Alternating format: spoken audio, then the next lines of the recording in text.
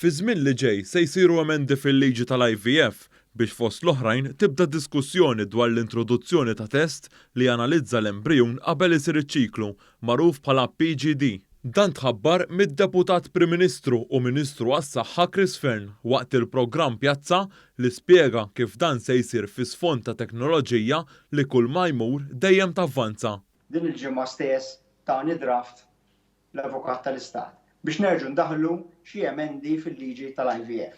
Għax il-teknoloġija ġejjem tavvanza, illum qed naraw pereżempju illi ir-rati ta' Malta wara l-embryo freezing ikun hemm aktar suċċess milli meta tuża il-proċess tal-IVF mingħajr l-embryo freezing.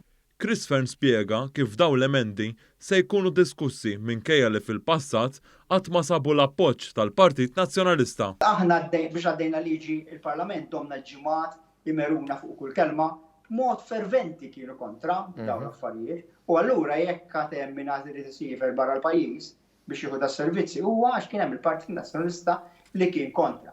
Id-Deputat Prim Ministru appella lil kap tal-Oppożizzjoni biex il-Partit Nazzjonalista jingħaqad mal-Gvern fuq din l-emenda.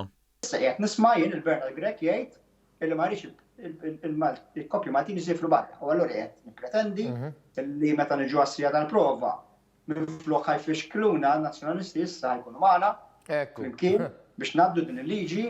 Intant, sas-sibt filgħodu, il-Partit Nazzjonalista baqa' jmeri sewwa magħruf hekk kif qal li dan is-servizz għandu jingħata b'xejn.